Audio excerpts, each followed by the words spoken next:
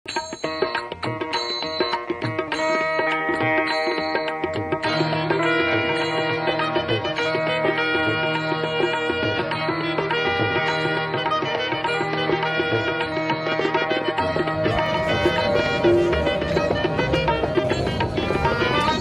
மொழிக்கு இணையேது இந்த தரணிக்கெல்லாம் இதை நீ எடுத்தோது.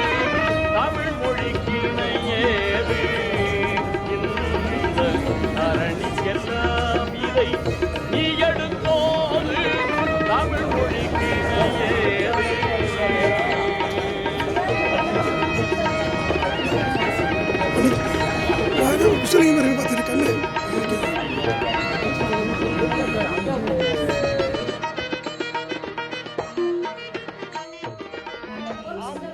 நூல் வெளியீட்டு விழாவிற்கு வருகை தந்திருக்கும் உங்கள் அனைவரையும் வரவேற்பதில் மகிழ்ச்சி அடைகிறேன். நிகழ்ச்சியை தொடங்குவதற்கு முன்பாக உங்களுடைய கைத்தொலைபேசியை அமைதி நிலையில் வைத்திருக்கும்படி அன்புடன் கேட்டுக்கொள்கிறேன். வெளியீடு நிறைவு பெற்றதும் தேநீர் உபசரிப்புக்கு ஏற்பாடு செய்யப்பட்டிருக்கிறது. அதில் அனைவரும் கலந்து கொண்டு சிற்றுண்டி உண்டு தேநீர் அறிந்து செல்லுமாறு தாழ்மையுடன் கேட்டுக்கொள்கிறேன். நிகழ்ச்சியின் தொடக்கமாக தமிழ் வாழ்த்து பாடல் இடம்பெறவிருக்கிறது. அனைவரையும் தயக்கூர்ந்து எழுந்து நிற்குமாறு கேட்டுக்கொள்கிறேன்.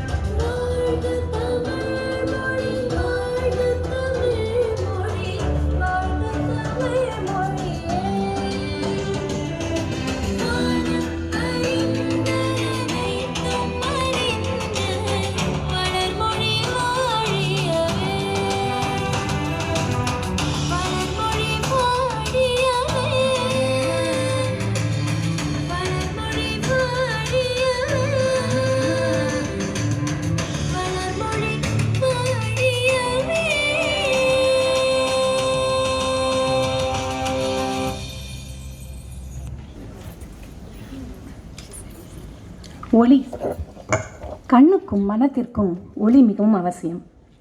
கண்ணில் காணும் காட்சிகள் தெளிவாக தெரியவும் மனதில் தோன்றும் எண்ணங்கள் தெளிவுறவும் ஒளி தேவைதானே?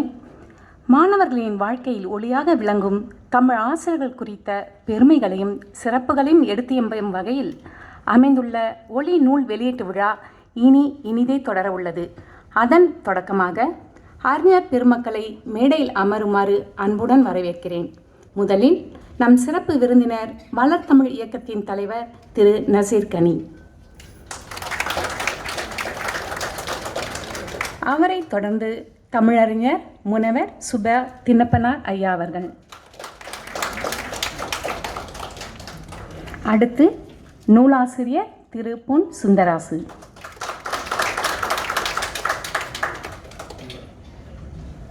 அவரை தொடர்ந்து முனைவர் தா வேணுகோபால். நிறைவாக NPS சர்வதேச பள்ளி ஆசிரியர் திருமதி அனுராதா.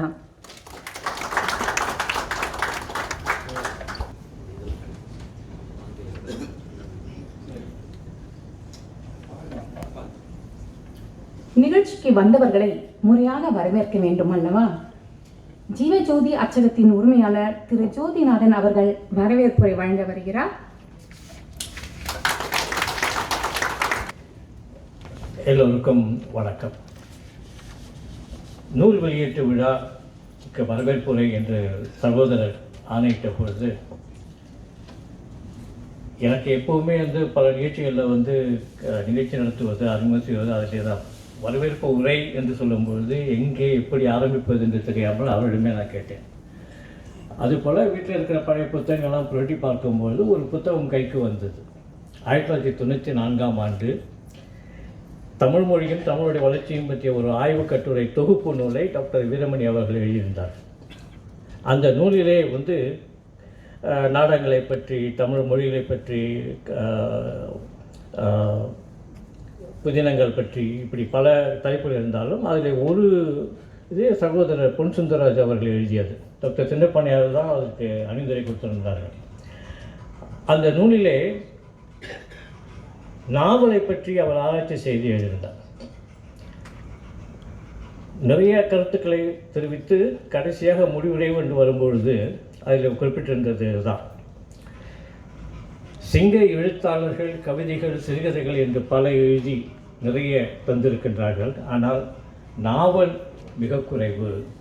ஒரு வருத்தத்தை தெரிவித்து இந்த நாட்டினுடைய சூழ்நிலை நாவல் இன்னும் அதிகம் வேண்டும் என்று சொல்லி அதை முடித்திருந்தார். அதனுடைய தாக்கம்தானோ என்னவோ தெரியவில்லை, கடந்த 2-3 ஆண்டுகளாக நாவல் தொடர்ந்து வெளியிட்டு வருகிறார். அந்த வெளியீடு செய்யும் அந்த நூலை ஆக்குகின்ற பணியை என்னிடம் கொடுத்து போன ஆண்டு சம்சிங் என்ற நூலை வெளியிட்டோம். இந்த ஆண்டு ஒளி வெளியிடுகிறது.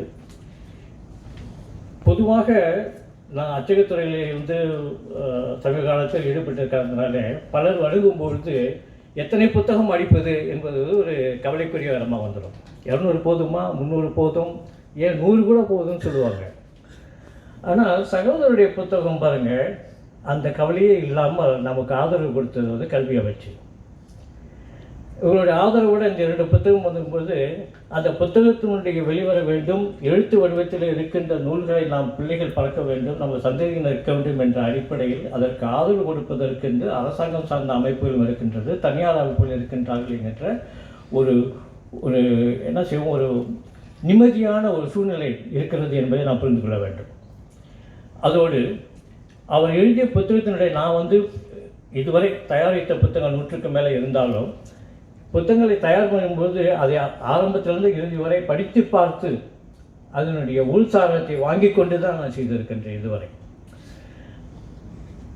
நான் எதுக்கு இதை சொல்கின்றேன் என்றால், சிங்கப்பூரிலே பிறந்து, சிங்கப்பூரிலே வளர்ந்து, சிங்கப்பூரில் வாழ்க்கையை அமைத்து, குடும்பத்தை அமைத்து கொண்டு, தொழிலை கொண்டு ஓய்வு பெற்று ஒரு கால சூழ்நிலை இருக்கின்ற ஒருவர் எழுதுகின்ற நூலையும் அந்த நூலை ஆக்கித்தரக்கூடிய ஒரு தகுதியும் உள்ள ஒரு நிறுவனமும் இங்கே இருக்கின்றது. எங்களுக்கு ஆதரவு கொடுப்பதற்கு, உதவி செய்வதற்கும் பலர் இருக்கின்றார்கள். அதை வாங்கி படிப்பதற்கு நிச்சயமாக ஆட்களும் இருக்கிறார்கள் என்ற நம்பிக்கை நமது எழுத்தாளர்களுக்கு வேண்டும். அது இருந்தது சொன்னால் இந்த புத்தகம் மட்டுமல்ல, இன்னும் 100, 1000 புத்தகங்கள் என்று வெளிவருவதற்கு வாய்ப்பு இருக்குது, தேவை இருக்கிறது. அதை தேடி சென்றால் நிச்சயமாக முழு வெற்றி பெற முடியும் என்ற அடிப்படையில் எனக்கு ஜீவஜோதி அச்சகத்திற்கு இந்த வாய்ப்பினை கொடுத்து தந்த சகோதரருக்கும், நாங்களாம் ஒரே பள்ளியில் படித்தோம், கல்வி அமைச்சில் உள்ள ஆதரவாளர்களுக்கும், உங்கள் அனைவருக்கும், இந்த நிகழ்ச்சிக்கு வந்திருக்கின்ற உங்கள் அனைவருக்கும் என் நன்றியை தெரிவித்துக் கொள்வதோடு என்னுடைய ஆதரவு எல்லாருக்கும் இருக்கிறது என்பதையும் தெரிவித்துக்கொண்டு, இந்நிகழ்ச்சிக்கு வந்திருக்கின்ற ஐயா, தலைமை தாங்க இருக்கின்ற ஐயா டாக்டர் சின்னப்பாண்டியா அவர்கள் என்னுடைய தனிப்பட்ட முறையிலே ஆலோசகராக இருக்கின்றார், அவரையும் நான் வரவேற்கிறேன். நிகழ்ச்சிக்கு சிறப்பு வந்திருக்கின்ற வளர்த்தமிழ் இயக்க தலைவர் திரு நசீர்கனி அவர்களையும் நான் வரவேற்கிறேன். கல்வி அமைச்சிலிருந்து திரு வேணுகோபால், NPS அனைத்துலக பள்ளியிலிருந்து அனுராதா அவர்கள், மற்றும் இங்கே வந்திருக்கின்ற நிறைய நண்பர்களும் பலர்களையும் சந்திக்கக்கூடிய ஒரு வாய்ப்பு எனக்கு இன்றைக்கு கிடைத்திருக்கிறது உங்களுடைய வருகையினால். ஆக உங்கள் அனைவரையும் எல்லோரையும் இந்த நிகழ்ச்சிக்கு வரவேற்று வணக்கம் தெரிவித்து நிகழ்ச்சியை சிறப்பாக நடப்பதற்கும் அடுத்தடுத்த நிகழ்ச்சிகளிலே சிறப்பாக எல்லாரும் நடக்க வேண்டும் என்று இறைவனை பிரார்த்தித்து வணங்குகிறேன். நன்றி.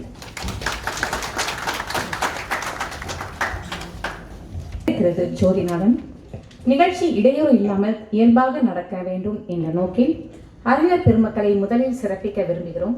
தொடக்கமாக சிறப்பு விருந்தினர் திரு நசீர் கனி அவர்களுக்கு பொன்னாடை போர்த்தி நூல்கள் வழங்கி சிறப்பு செய்ய ஜீவஜோதி அச்சகத்தின் உரிமையாளர் திரு ஜோதிநாதன் அவர்களை அழைக்கிறேன்.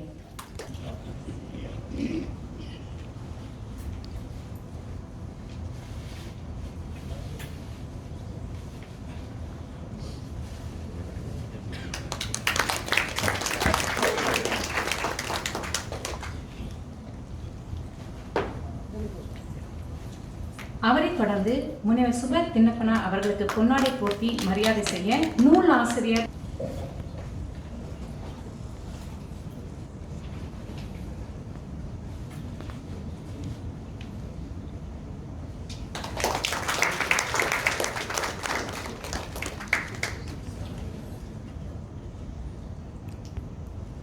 அடுத்து முனைவர் தா வேணுகோபால் அவர்களுக்கு திரு நசீர் கனி அவர்கள் பொன்னாடை போர்த்துவார்.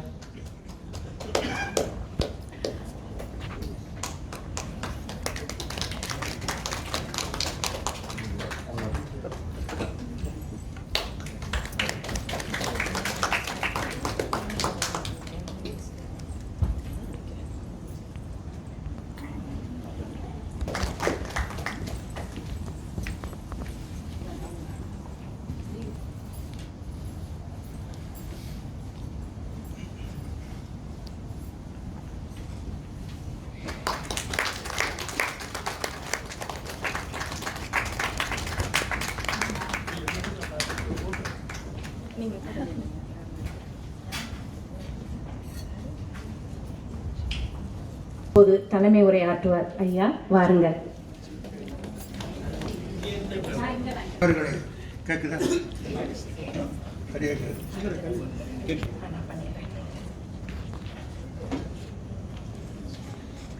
ஒளி நூல் வெளியீட்டிற்கு வந்திருக்கின்ற தமிழ் அன்பர்களே, நண்பர்களே, ஒளி நூல் ஆசிரியர் திருமிகு சுந்தரராஜ் அவர்களே, 3 ஆண்டுகளுக்கு பிறகு இப்பொழுதுதான் நான் ஒரு கூட்டத்தில் தலைமை வகிக்கின்ற தகுதியை பெற்றிருக்கிறேன். அதற்கு உங்களை போன்ற நண்பர்களுடைய வாழ்த்து, அன்பு, இதனுடைய கருணை இவையெல்லாம் துணையாக இருந்தன.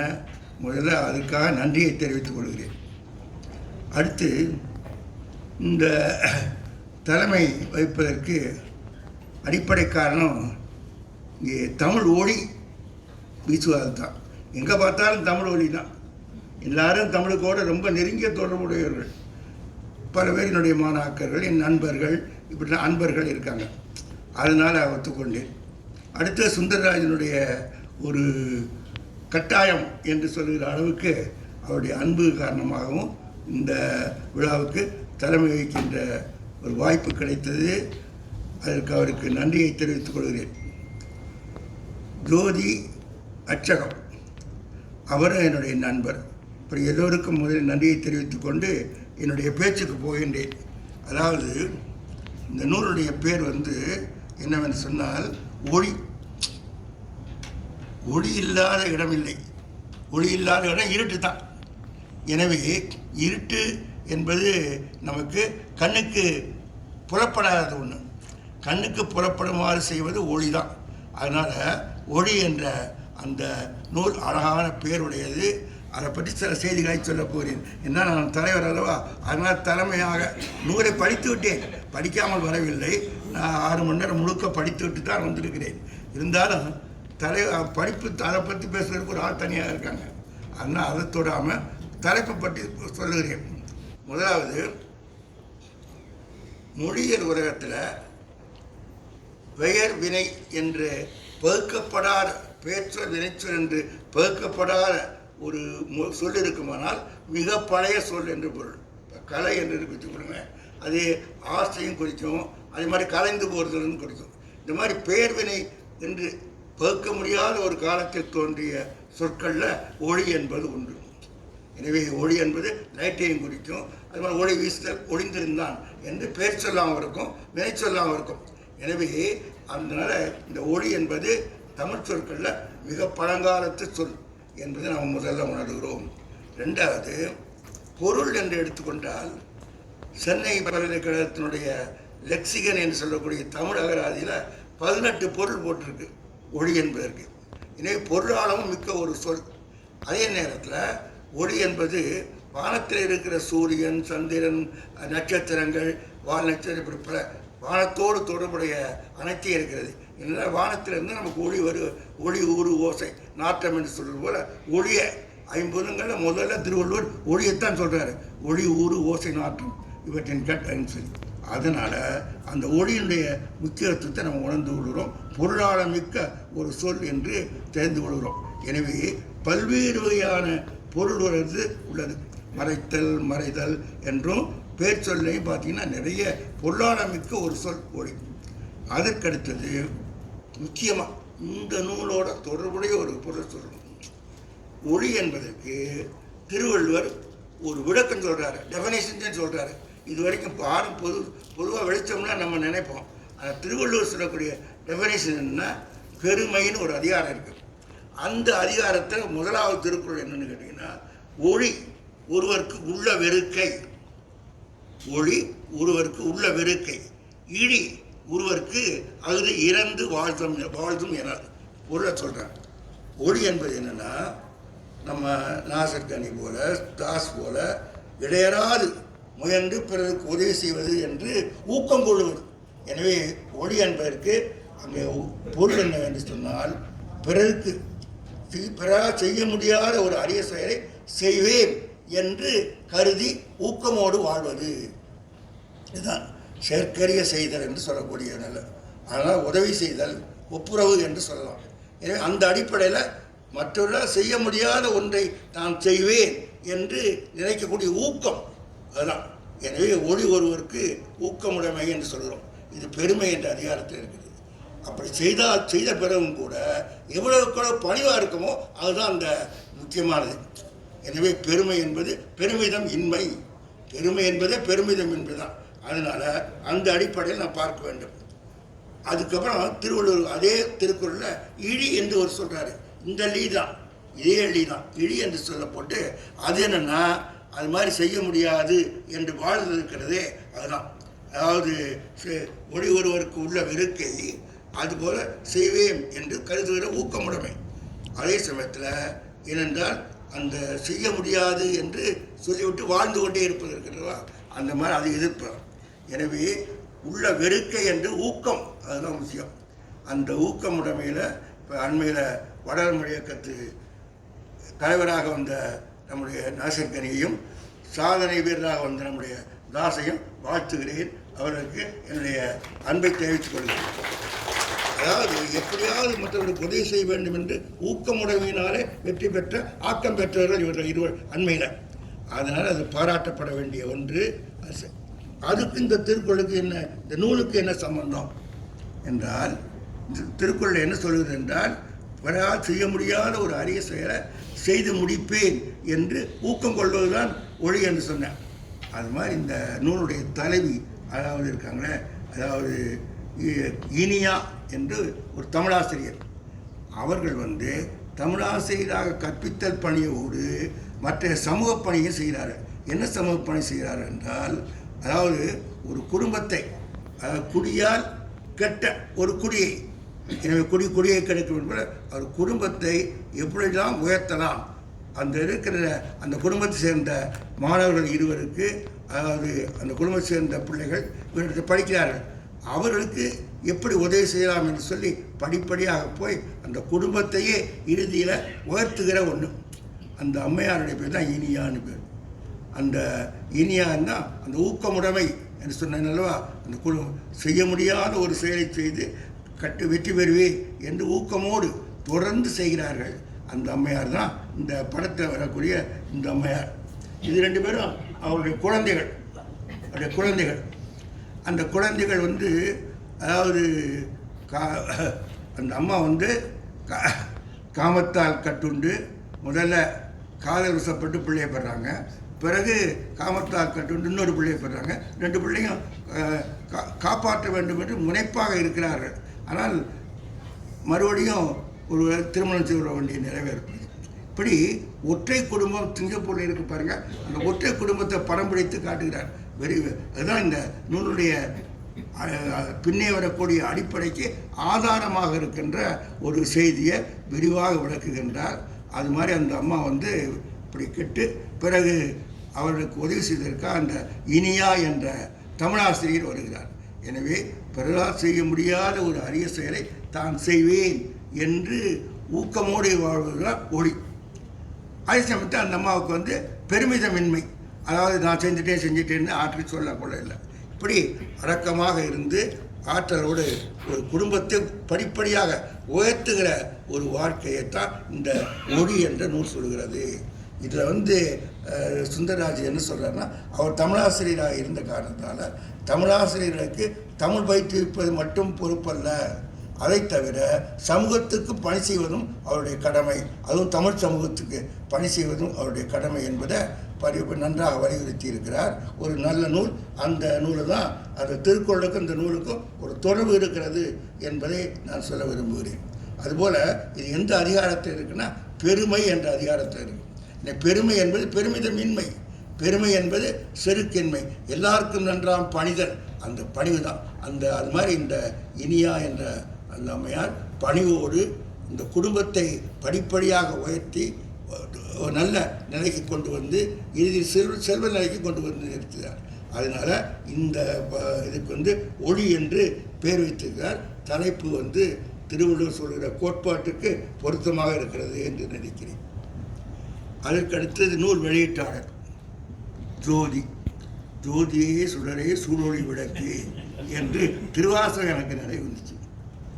ஜோதியே சுடரே சூழொளி விளக்கு என்று திருவாசகத்தில் வருது. அது வந்து அந்த ஜோதி வந்து இந்த சுடராகிய ஒளி நூல் வழுவதற்கு ரொம்ப உதவி செய்திருக்கார்.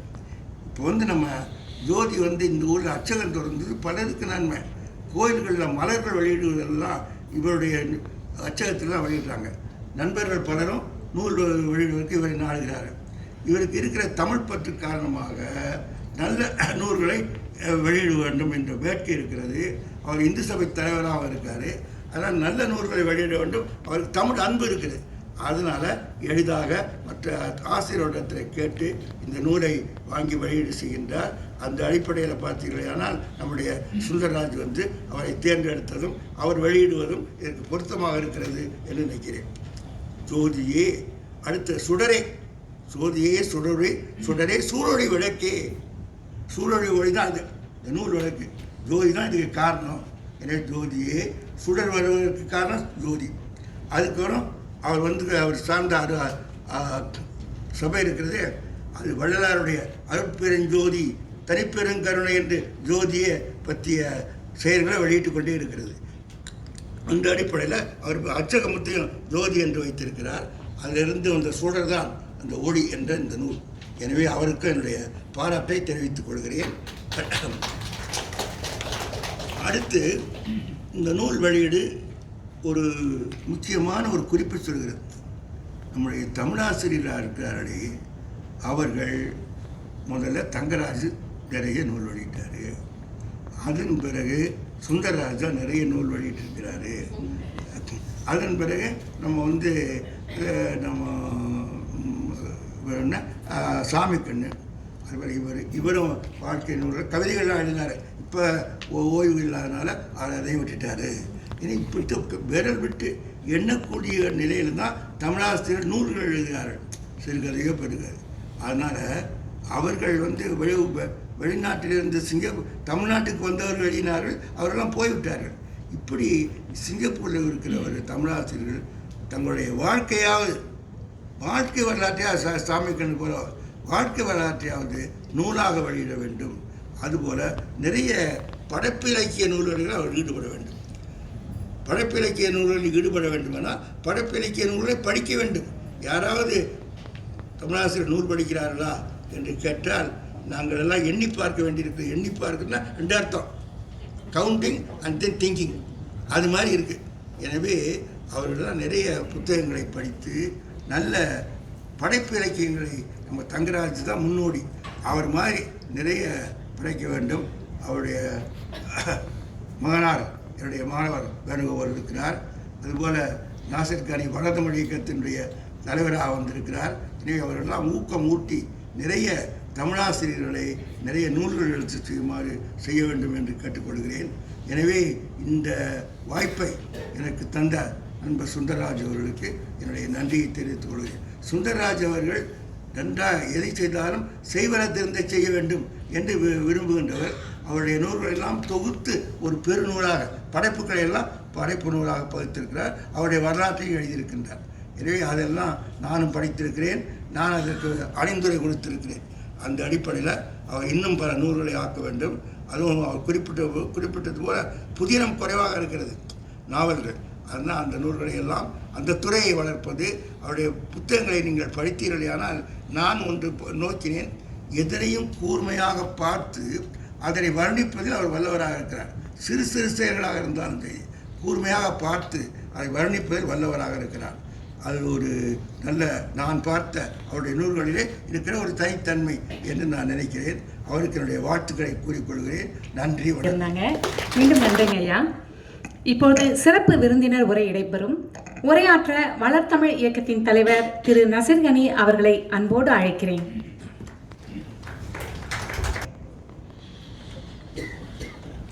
தமிழ் அறிஞர் ஆசான் முனைவர் டாக்டர் சுபத்திண்டபன் அவர்களே, இன்றைய நூலாசிரியர், அருமை நண்பர், குடும்ப உறவினர் என்று கூட சொல்லலாம், திரு பொன் சுந்தரராஜ் அவர்களே, முனைவர்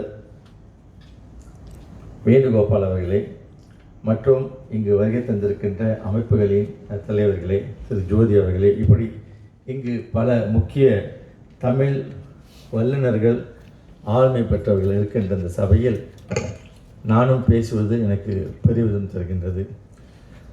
திரு சுந்தரராஜ் அவர்கள் ஒரு குறுகிய காலத்தில் எனக்கு ஃபோன் அடித்து இந்த நிகழ்வில் கலந்து கொள்வதற்கு அழைப்பு விட்டார்.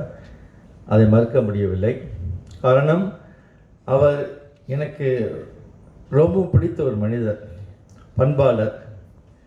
எப்போதும் எனக்கு உற்சாகம் ஊட்டுவதில் அவர் முன்னிலை நிற்கின்றார்.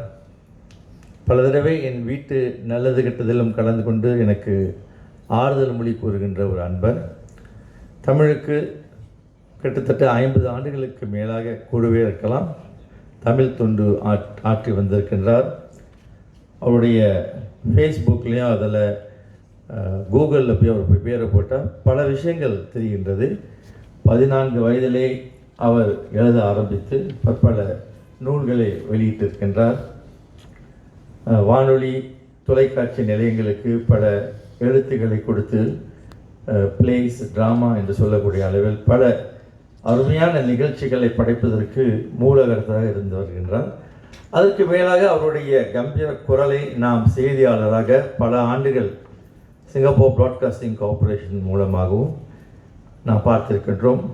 அழகிய புன்சிரிப்புடன் அவர் அந்த தமிழ் செய்தியை வாசிக்கும் போது அதற்கென்று ஒரு பட்டாளமே இருந்திருக்கின்றது, அதை பார்ப்பதற்கும் ரசிப்பதற்கும். அப்படி அந்த அழகான தமிழை கண்டவர்களில் நானும் ஒருவன், கவரப்பட்டவரின் நானும் ஒருவன். அத்தோடு அவர் நான் தேசிய கல்வி கழகத்தில் ஒரு மாணவ ஆசிரியராக படித்து கொண்டிருந்த பொழுது அவரை பல தடவை சந்திக்கக்கூடிய வாய்ப்பு, அவருடன் திரு ஜெயராஜதாஸ் இன்னும் ஒரு குழுவினரெல்லாம் பார்த்து அது ரொம்ப ஒரு மகிழ்ச்சியான ஒரு காலம். மாணவர்களாக இருக்கின்ற நாங்கள் மூத்த ஆசிரியராக இருந்த அவர்களுடன் பழகும் பொழுது அவர்களும் எங்களை போல் சகஜமாக பழகி வந்தார்கள். கரிக்குலம் டெவலப்மெண்ட் என்று சொல்லக்கூடிய பாட நூல்களை அதனுடைய வடிவமைப்பதில் மும்முரம் காட்டியவர்கள் அவர்கள். நான் ஏன் இதெல்லாம் நான் சொல்கிறேன்னா, அவரை முதல்ல எப்போ சந்தித்தேன் என்று நினைக்கும் பொழுது இது ஒரு காலகட்டம். அத்தோடு தமிழாசிரியர் சங்கத்தில் அந்த காலத்தில் தமிழ் மொழி விழா தொடங்குவதற்கு முன்பாக தமிழ்மொழி வாரம் என்ற நிகழ்வு இருந்தது. அப்பொழுது அவருடன் நானும் சென்று ஸ்ரேங்கூன் வட்டாரத்தில் நாங்கள் நிதி திரட்டுவதற்கான முயற்சியில் ஈடுபட்ட ஞாபகம் இருக்கின்றது. அப்போது அவரை எங்கே போனாலும் எந்த கடையில் போனாலும், ஓ நீங்கள் தானே அந்த செய்தியில் வரக்கூடியவர்கள் என்று அறிமுகம் இல்லாமல் அந்த அறிமுகம் கை கொடுத்தது. பல இடங்களில் அது நிதி திரட்டுவதற்கு ரொம்ப பயனுள்ள அறிமுகமாக இருந்தது. அதெல்லாம் எனக்கு இப்பொழுது இன்ப உணர்வுகளை கொடுக்கின்றது. அப்படிப்பட்ட ஒரு நல்ல மனிதருடைய புத்தக நூல் வெளியீட்டு நிகழ்ச்சியில் கலந்து கொள்வதில் மகிழ்ச்சி கொள்கின்றேன். அவருடைய புத்தகத்தை முழுமையாக நான் படிக்காவிட்டாலும் ஓரளவு அது சாராம்சம் எனக்கு தெரிகின்றது. ஆசிரியர்கள் அவருடைய பணி கற்றுக் கொடுப்பது மட்டுமல்ல, அதையும் தாண்டி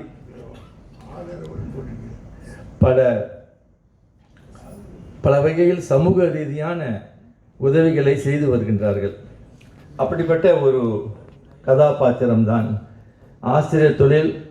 மாணவர்களுக்கு பள்ளிக்கூடத்தில் பாடங்களை கற்றுக் கொடுப்பதற்கு அதுக்கு மேலாக அவர்களுடைய மேம்பாட்டிற்கான எப்படிப்பட்ட உதவிகளை செய்யலாம், அது அவங்களுக்கு எந்த வகையில் அந்த குடும்ப சூழலை அறிந்து அந்த மாணவர்களுக்கு உற்சாகத்தை கொடுத்து அவர்களுடைய சமூக சூழலை மாற்றி அமைத்து அவர்கள் நல்ல ஒரு நிலைக்கு உயர்ந்து சமுதாயத்திற்கு பயனுள்ள உறுப்பினராக உருவாக்குவதற்கான ஒரு முக்கியமான பொறுப்புகளை ஆசிரியர்கள் வகிக்கின்றார்கள். அந்த வகையில் இந்த கதாபாத்திரம் அந்த நிலையில் இருந்து சிறப்பான மாணவியை சமூக சூழ்நிலைக்கு மாற்றி நல்ல ஒரு நிலைக்கு கொண்டு வந்த ஒரு கதை. அது பாதி உண்மையாக இருக்கலாம், பாதி அவருடைய வாழ்க்கையில் ஏற்பட்ட ஒரு பாதிப்பாக இருக்கலாம்.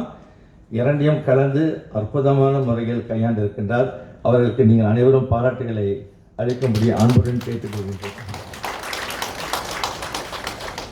ஆகவே இங்கு வந்திருக்கின்ற நீங்கள் அனைவரும் இந்த நிகழ்ச்சியில் கலந்து கொண்டு எழுத்தாளருக்கு மற்றும் இந்த நூலை வெளியிட்ட திரு ஜோதிநாதன் அவர்களுடைய முயற்சிக்கு பாராட்டு கூறி, இங்கு வந்திருக்கின்ற ஏனைய பேச்சாளர்களும் சிறப்பு விருந்தினர்களுக்கும் நன்றியை தெரிவித்து நீங்கள் அனைவரும் இந்த நூலை பெற்று அவர்களுக்கு உற்சாகமூட்டும்படி கேட்டு முடிக்கின்றேன். நன்றி, வணக்கம்.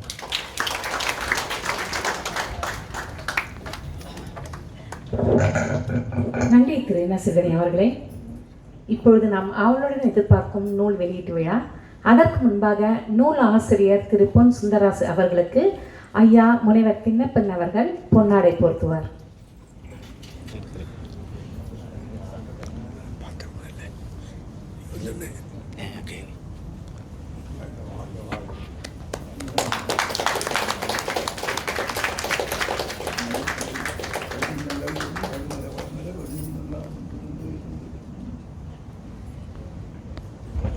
இதோ நூல் வெளியீடு.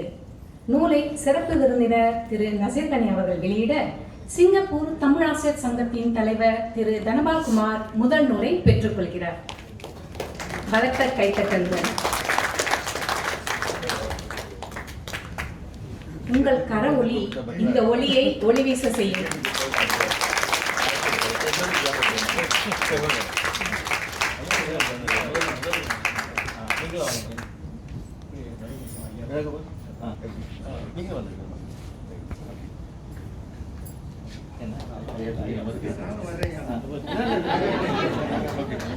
அங்கே போயிடுவா. சரி, முதல் ஷாட் இங்கே எடுத்துட்டு அப்புறம் அங்கே போயிடுவோங்க. வாங்க, ஷாட் இங்கே எடுத்துட்டு எடுத்துறீங்களா? வாங்க, அங்கே வந்து ஓகே.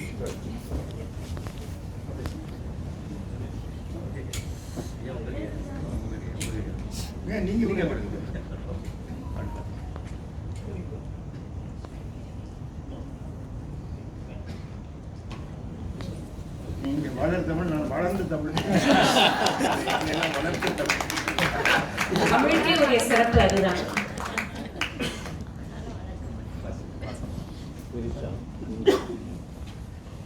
நூல் வெளியீடு மிகவும் சிறப்பாக நடந்தேறியது. அனைவருக்கும் நன்றி.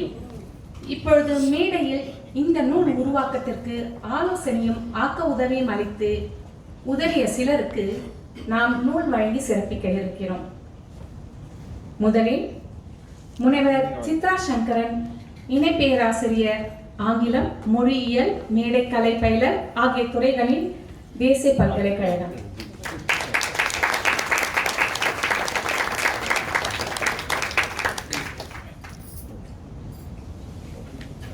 சிங்கப்பூரின் முன்னணி கவிஞர் திரு கா.து.மு. இக்பால் அவர்கள்.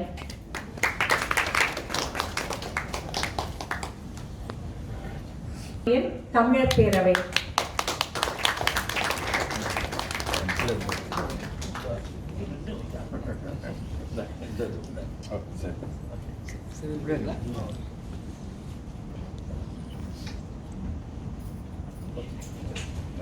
திரு ஹெச். முகமது சலீம், மூத்த இயக்குனர், சமய நல்லிணக்கம், ஜமியா அறநிறுவனம். நான் முன்கூட்டி ஏன் பேரை வாசிக்கிறேன்னா நீங்க தயாரா இருக்கணும் அப்படிங்கிறதுக்காக. அவரை தொடர்ந்து திரு ஜோதி மாணிக்க வாசகம், துணைத் தலைவர், வளர்த்தமிழ் இயக்கம்.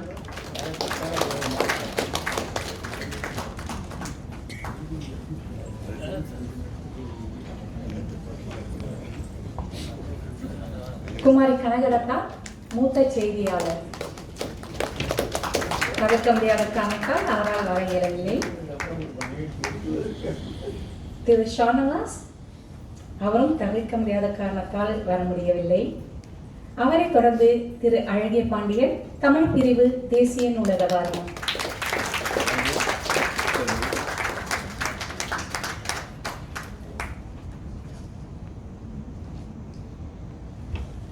அண்மையில் வாழ்நாள் சாதனையாளர் விருதை வென்ற முனைவர் S.P. ஜெயராஜ் பாண்டியன், முன்னாள் மேலாள் தலைமை முதன்மை ஆசிரியர்.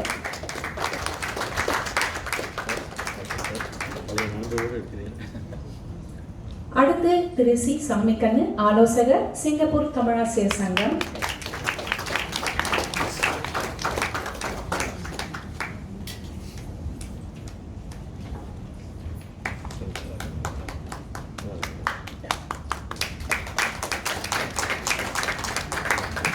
அவரை தொடர்ந்து திரு மு. ஆ. மசூது, ஓய்வு பெற்ற மூத்த தமிழாசிரியர், சமூக தொண்டர், துணைத் தலைவர், கடைநல்லூர் முஸ்லிம் லீக்.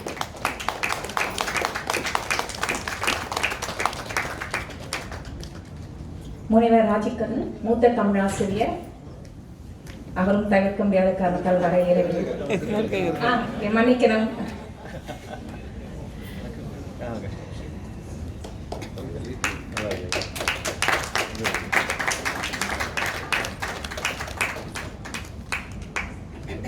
புதுமை தேனி மா. அன்பழகன், காப்பாளர், கவிமாலை.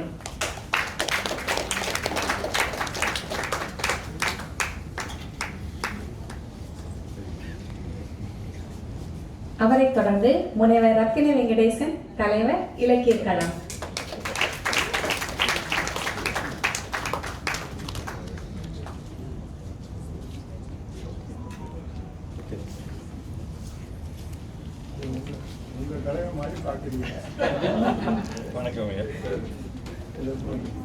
அடுத்து திருவாட்டி மலர்மொழி, உதவி இயக்குனர், தமிழ்மொழி பகுதி, கல்வி அமைச்சு.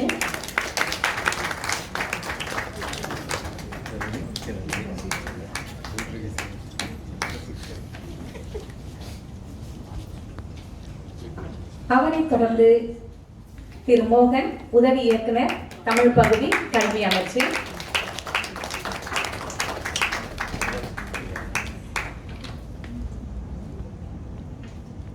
திருமதி தமிழ்வாணி, மூத்த சிறப்பு ஆய்வாளர், தமிழ் பகுதி, கல்வி அமைச்சு.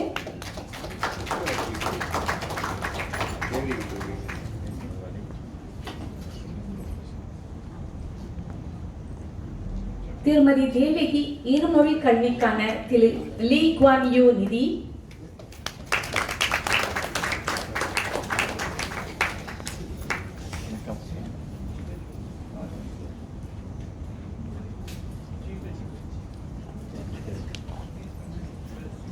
திருமதி முருகேஸ்வரி, தேர்வுகள் மற்றும் மதிப்பீட்டு கழகம், கல்வி அமைச்சு.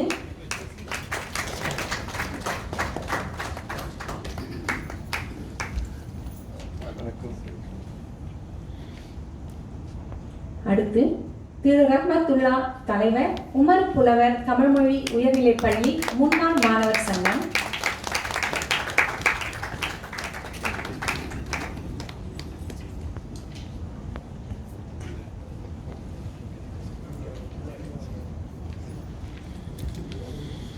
நிறைவாக கங்கா நான் தான்.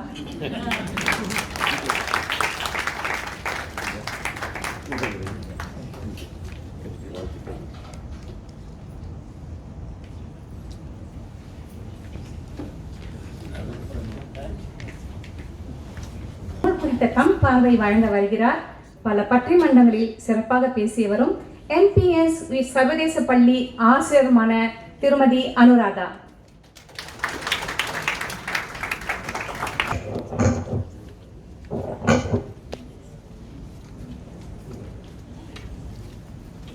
எத்திக்கும் தித்திக்கும் எம் தமிழுக்கு முதல் வணக்கம்.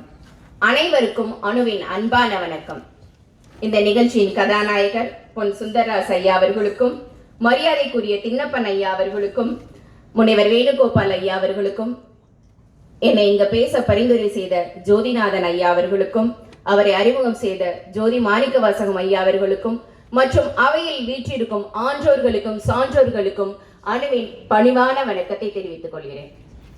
சிங்கையின் ஜாபாவான்களுக்கு முன்னாடி சிறிய அணுவாக இன்னைக்கு உங்களோடு நான் இந்த நூலை படித்த பொழுது கற்றதும் பெற்றதும் படித்ததில் பிடித்ததும் உங்களோட பகிர்ந்து கொள்கிறேன். வீட்டின் ஒளி சன்னல் வழியே, அறிவிற்கோழி வாசிக்கும் நூலை.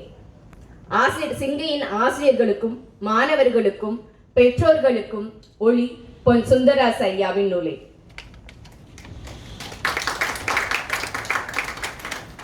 இந்த நூலை வாசிச்ச பிறகுதான் எனக்கு தெரிஞ்சது ஏன் இந்த நூலை ஏன் என்கிட்ட கொடுத்தாங்க அப்படின்ட்டு. ஒரு ஆசிரியருக்கு உகந்த நூல், அதனாலதான் அதை கொடுத்துருக்காங்க. பொன் சுந்தரராஜ் ஐயா நல்ல ஆசிரியர், நல்ல மனம் படைத்தவர், நல்ல மனித உள்ளம் கொண்டவர். அதனாலதான் ஒரு மாணவனை எப்படி மனிதனாக்குவது அப்படின்ற சொல்லக்கூடிய நூல் தான் இந்த ஒளி என்ற நூல். இப்போ இந்த நூலை படித்த பிறகு எனக்கு எப்படி இருந்ததுன்னா, ஒரு ஆசிரியர் பட்டறைக்கு போனா எப்படி இருக்கும், இல்ல ஒரு பெற்றோர் பட்டறைக்கு போனா எப்படி இருக்கும், ஒரு மாணவ மாணவிகள் பட்டறைக்கு போனா எப்படி இருக்கும், அந்த மாதிரி டேக்அவே சொல்லுவோம் இல்லையா, எப்படி இருக்கும் அந்த மாதிரி இருந்தது. ஒரு சிறந்த பயிற்சி பட்டறையாக இருந்தது இந்த நூலை படிக்கும்போது. ரொம்ப சுருக்கமா சொல்லணும்னா, இனிமை, எளிமை, வலிமை, வலிமையான கருத்துக்களை இன்னைக்கு சிங்கப்பூர் மக்களுக்கு ஏத்த மாதிரி இன்றைய சூழ்நிலைக்கு என்ன தேவையோ அது எப்படி கொடுத்தா போய் சேருமோ அவ்வளவு அழகாக சொல்லப்பட்ட ஒரு நூல். தினப்பன் ஐயா சொன்னாங்க இல்லையா, இனியான்ற ஒரு ஆசிரியர். அந்த ஆசிரியை பேர் மட்டும் இனியா கிடையாது, இனிமையானவங்க, இளமையானவங்க. சொன்ன போனா கொஞ்சம் என்ன மாதிரி வச்சுக்கோங்களேன், அந்த மாதிரி இனிமையான ஆசிரியர்.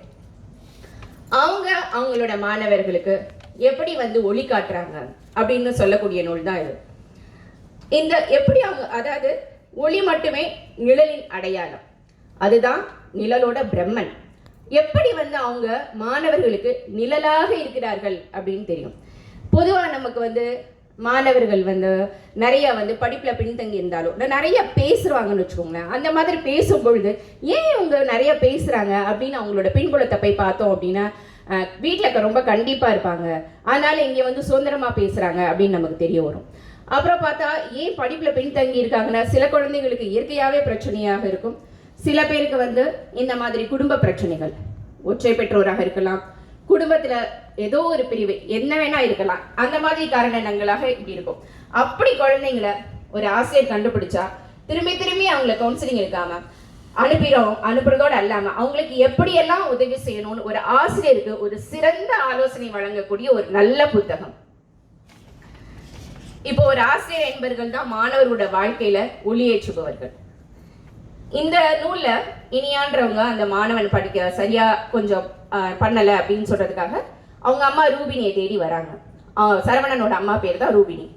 அங்க வரும் பொழுது சரவணன் எப்படி இருக்காரு அப்படின்னு கேட்டோன்னே, என்ன நீங்க அவனை போய் அவர் இவரெல்லாம் பேசிட்டு இருக்கீங்கன்னு, சிங்கையின் ஆசிரியர்கள் அனைவரும் 6 என்ற விகுதி சேர்த்துதான் பேசுவார்கள் என்று சிங்கை ஆசிரியர்களை பெருமைப்படுத்தி கூறியிருக்கிறீர்கள் இல்லையா. இதுல அந்த ரூபினி கொஞ்சம் அழகான பெண். அவங்க எப்படி இருப்பாங்க அப்படின்றத பத்தி ஒரு அழகான வர்ணனையும் இருக்கும். ரூபினி சிரிப்பது அழகு, அவங்க சிரிக்கிறப்ப கண்ணு, வாயு, மூக்கு எல்லாமே சிரிக்குதுன்னு இளமை துள்ளலோட இருந்தது ஐயா அங்கேயும். இப்போ இந்த ரூபினி, அந்த சரவணன் ஏன் அப்படி இருக்காரு அந்த ரூபினி அம்மாவோட வாழ்க்கையினால, அந்த ரூபினியோட அம்மாவுக்கு வாழ்க்கையில என்ன நடந்தது அப்படின்றத சொல்லக்கூடியது. அவங்களுக்கு வேலாயுதம், மோகனா என்ற அப்பா அம்மா. அதில் வந்து இந்த வேலாயுதம் வந்து அந்த பொண்ணை கூட்டிகிட்டு ரிமோட் கார் விடுறதுக்காக போவார். அப்போ போகும் பொழுது ரிமோட் கார் வந்து அழுத்தினா அது மேலே பறக்கும். அதை பார்த்த உடனே அப்படியே 1000 பொற்காசுகளும் சிரித்தது போல் அப்படியே கொட்டினா எப்படி இருக்கிறதோ அது வந்து அந்த பொண்ணு சிரிச்சா எப்படி இருக்கும் அப்படின்னு சொல்லியிருப்பாங்க. ஒரு பொற்காசு இல்லை, அதுவும் பாமரன் அந்த 1000 பொற்காசுகளை கொட்டினா எப்படி இருக்கணும், 1000 பொண்ணாச்சு இல்லையா? அப்போ அது எவ்வளோ சிறப்பாக இருக்கும். அந்த மாதிரியான வர்ணனைகள்லாம் ரொம்ப நல்லா இருந்தது. அப்புறம் இந்த வேலாயுதத்துக்கு குடிப்பழக்கம். ஒரு சோஷியல் ட்ரிங்கராக இருக்கிற யாருமே எப்பயுமே அதோட அளவை கூட்டிக்கிட்டே தான் போகுமே தவிர அது குறையாது அப்படின்றத ரொம்ப அருமையாக எடுத்து சொல்லியிருக்கீங்க. இப்போ இதில் வந்து என்னன்னா இந்த யார் வந்து அந்த வேலாயுதம் அவங்களுக்கு அந்த நல்லா தண்ணி சாப்பிட்ற அந்த பழக்கத்தை வந்து கொடுக்குறாங்களோ அவரே சொல்லுவார், இப்போ நீ புதுசாக குடிக்க ஆரம்பிக்கிறியே, ஏன் இவ்வளோ குடிக்கிற, இதை குறைச்சிக்கலாமே அப்படின்னு சொன்னோடனே அங்கே அவர் சொல்லுவார், விரலை வெட்டிட்டு நீ ஏன் அதுக்கு வைத்தியம் பார்க்குறியா அப்படின்னு. அந்த மாதிரியான அங்கங்கே சொல்லப்படுகிற வாசகங்களும் ரொம்ப அருமையா. ஒரு அம்மா எவ்வளோ கஷ்டம் இருந்தாலும் தன்னுடைய குழந்தைகளை விட்டுட்டு எந்த காலத்திலையும் போகக்கூடாது அப்படின்றத ரொம்ப அருமையாக வலியுறுத்திருக்கீங்க. ஒரு கணவனால நிறைய பிரச்சனைகள் வரலாம். அப்படி இருக்கிறப்ப அந்த மகாகவி பாரதியாரோட சந்திரிகை கதையில ஒரு கதையில விசாலாட்சி கதாபாத்திரம் வரும். அதுல சொல்லியிருப்பாங்க, என்னுடைய குழந்தை என்னோடு தான் இருக்கும் அப்படின்னு சொல்லியிருப்பாங்க. அந்த மாதிரி தன்னோட கூட்டி கொண்டு போக வேண்டும். அப்படி கூட்டிட்டு போலேன்னா அந்த பெண் குழந்தைக்கு எவ்வளவு பிரச்சனை வரும். 13 வயதில் பாதை மாறி அது எப்படி எல்லாம் ஆகுது. அந்த மாதிரி மாணவ பருவத்திலே கர்ப்பமான அந்த பெண் குழந்தை இன்னைக்கு பார்த்தோன்னா ஆய்வறிக்கையின்படி சிங்கப்பூர்ல டீனேஜ் பிரெக்னன்சின்னு பார்த்தா ஒரு 1000 கிட்ட இருக்குது. அது எவ்வளோ அதிர்வு தரக்கூடிய செய்தி நமக்கு. இந்த மாதிரி சிங்கப்பூர்ல எல்லா இடத்துலையுமே பயன்படுத்தக்கூடிய அல்லாமா அப்படின்ற வார்த்தைகளும் இதுல நிறைய அங்கங்க எல்லாருக்கும் புரியும்படி எப்பெல்லாம் நம்ம அதை சொல்லுவோம் அப்படின்றதும், மைனாக்குரிய ஒரு அழகியலான காதலும் இதுல ரொம்ப அழகா சொல்லப்பட்டிருந்தது. கோப்பைன்ற வார்த்தை நான் வந்து மலாய் மொழி நினச்சிட்டு இருந்தேன். அப்புறம் இதில் படித்தப்புறம் தெரிஞ்சது அது போர்ச்சுகீசியத்துலேருந்து இரவல் பெற்ற மொழி அப்படின்னுட்டு. இதில் அன்பரசு என்ற ஒரு கதாபாத்திரம் இருக்கும். அந்த ரூபினி என்ற வீட்டில் அன்பரசு என்ற கதாபாத்திரம் வாடகைக்கு இருப்பார். அப்போ அவர் வந்து ஒரு கவிஞர், கவிதை எழுதக்கூடியவராக இருப்பார். அது எல்லாமே நம்ம பொன் சுந்தரராஜ் ஐயா கவிதை தான். வீடு நல்ல வீடு, நாங்கள் வாழும் வீடு, அம்மாவின் அன்பு கொண்டு அருமையான வாழும் வீடு. அம்மா இருந்தாலே அது அருமையான வீடு தானே, அவ்வளோ அருமையா சொல்லியிருப்பீங்க. இப்போ இந்த அன்பரசு கிட்ட அவங்க மறுபடியும் ஏமாந்து பிறக்கக்கூடிய குழந்தை பேர் கிஷோர். அந்த குழந்தைகிட்டையும் அந்த ரூபினி சொல்லுவாங்க, நீ சும்மா யாரையும் வா போன்லாம் பேசக்கூடாது, வாங்க போங்கன்னு பேசணும். சிங்கையில் இருக்க பெற்றோர்களும் மரியாதையாக பேச கற்றுக் கொடுக்கிறார்கள், மரியாதை தெரிந்தவர்கள் என்று சிங்கையின் பெற்றோர்களையும் நீங்க பெருமைப்படுத்தியிருக்கீங்க.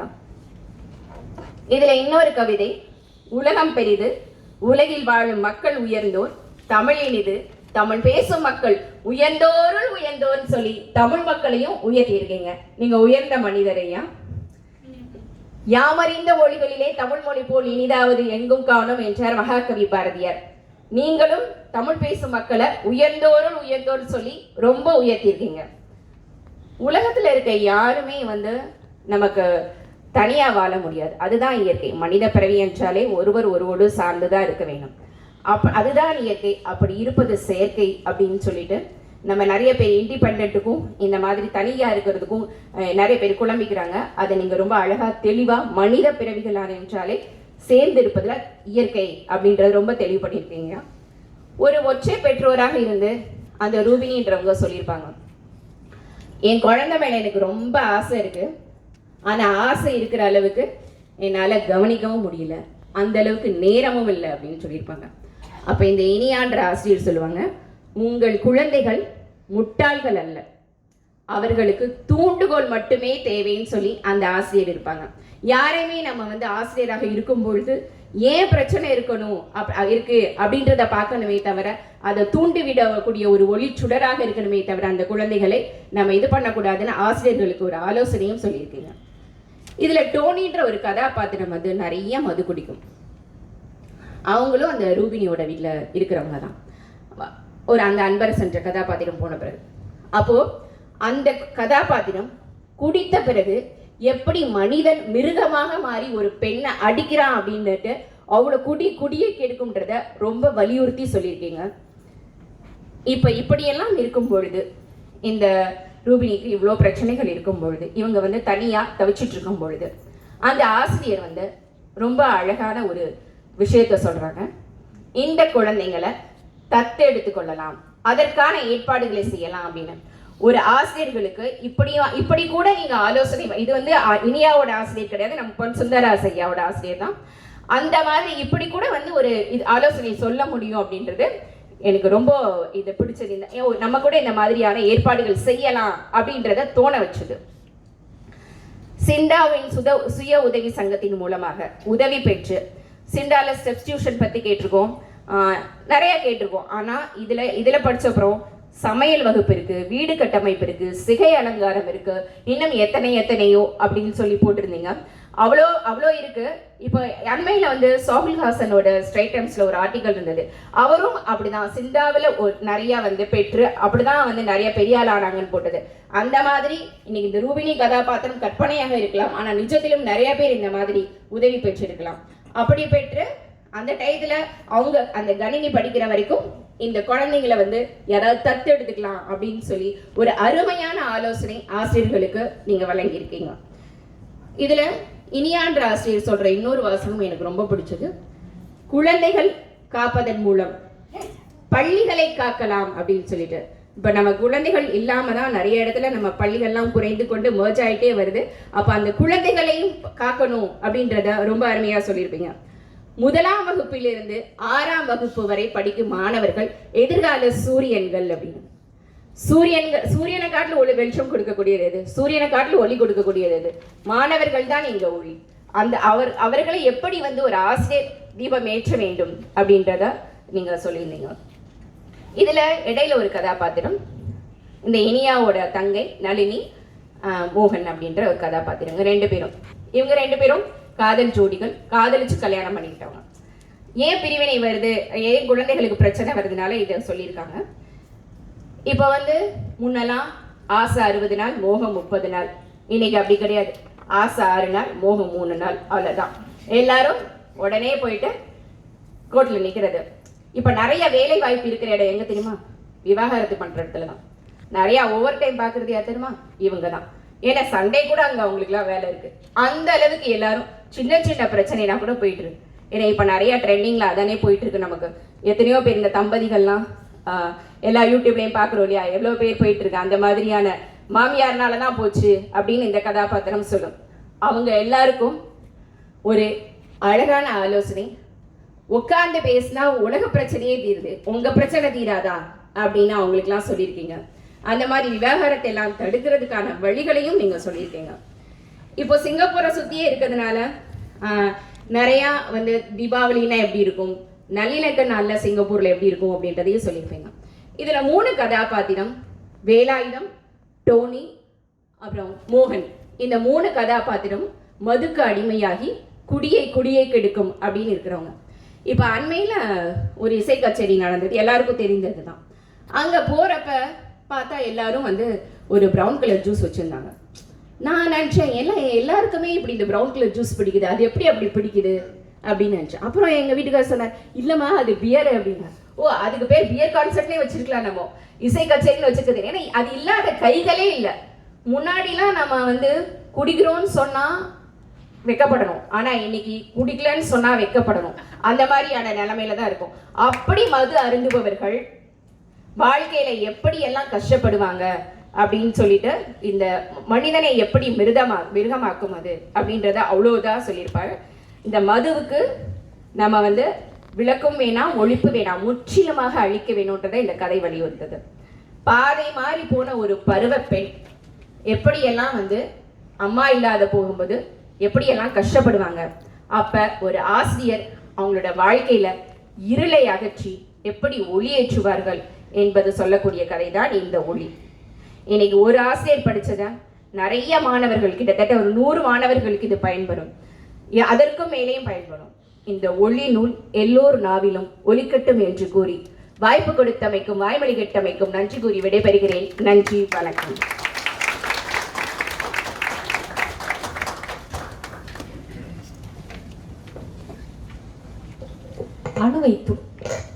அணுவை துளைத்து கடலை புகட்டி குறுக தரித்த குரல் என அவ்வை திருக்குறளை பாராட்டி மகிழ்ந்திருக்கிறார். அணு ஒரு துளியாக இருந்தாலும் அதன் வீச்சு அதிகம். அதை நிரூபிக்கும் வகையில் ஒளி நூலை வாசகர் உரையாக வழங்கிய அணுவிற்கு நன்றி. அவரைத் தொடர்ந்து அடுத்து இடம்பெறுவது வாழ்த்துரை. வாழ்த்த வருகிறார் கல்வி அமைச்சின் தமிழ் மொழி பகுதியின் உதவி இயக்குனரும் சிறப்பாய்வாளருமான முனைவர் தா. வேணுகோபால் அவர்கள். இந்த நிகழ்வுக்கு திரளாக வருகை தந்திருக்கும் உங்கள் அனைவருக்கும் இப்படிவாட வணக்கத்தை தெரிவித்துக் கொள்கின்றேன். கேட்குதா?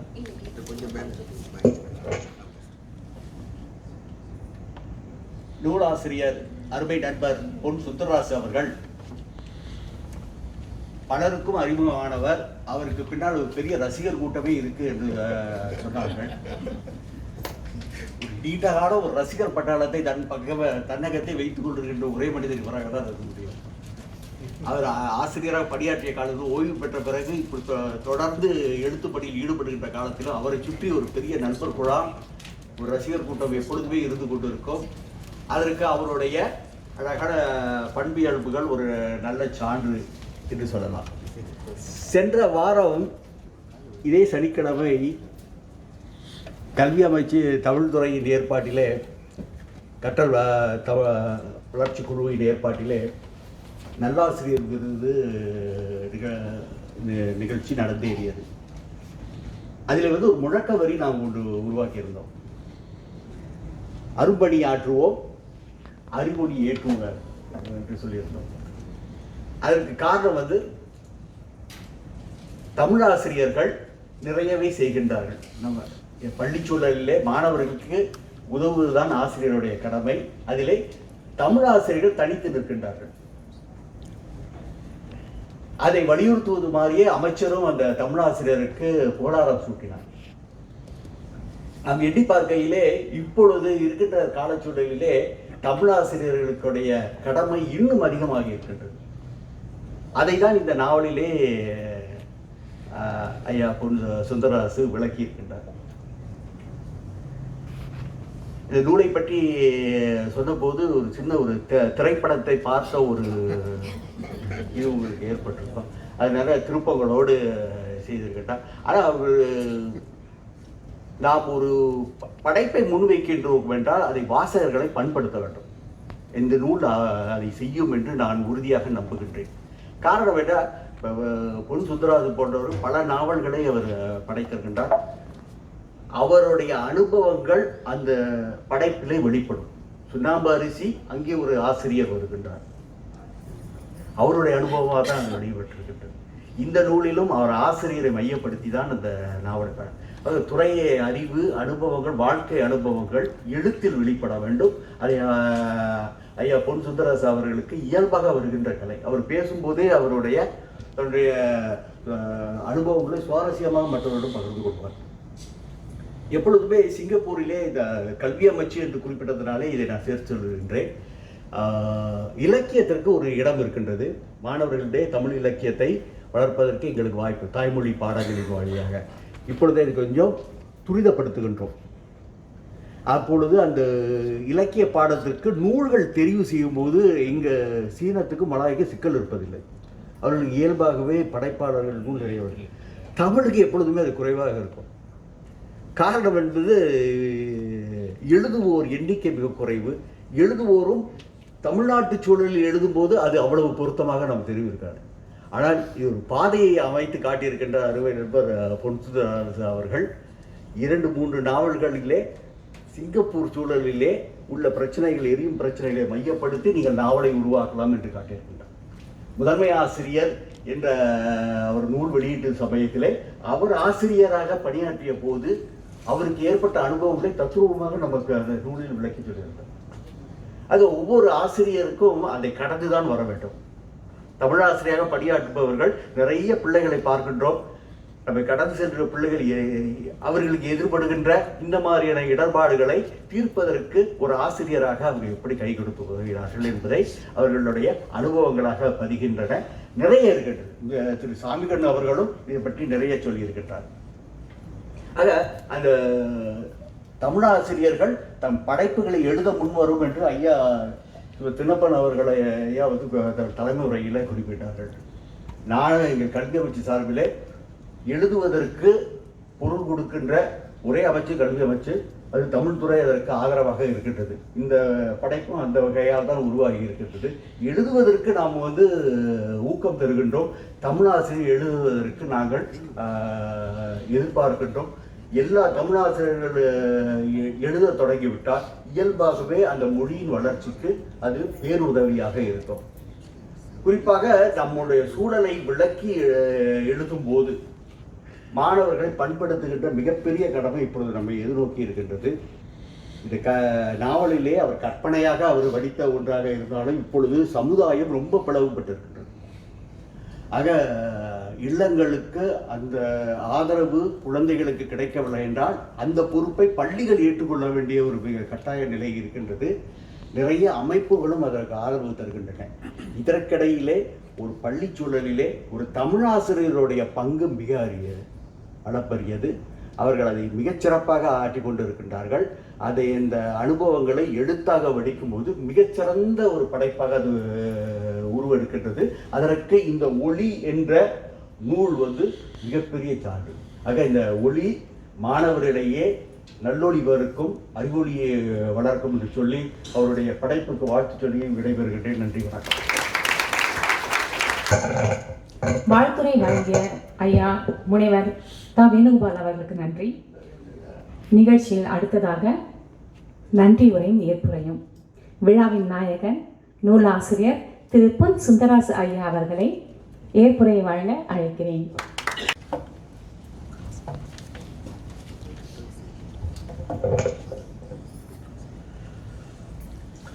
இருந்தமிழே உன்னால் இருந்தேன், இமையோர் வெறுந்தமிழ்தம் என்றாலும் வேண்டேன்.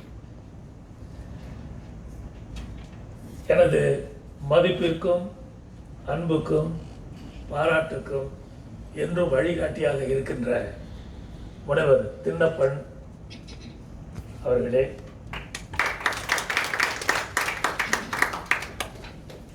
வளர் தமிழ் இயக்கத்தின் தலைவராக பொறுப்பேற்றிருக்கும் நசீர்கனி அவர்களே, இவர்கள் உள்ளிட்ட அரங்கத்தில் அமர்ந்திருக்கின்ற அறிஞர் பெருமக்கள் அனைவருக்கும் எனது வணக்கம்.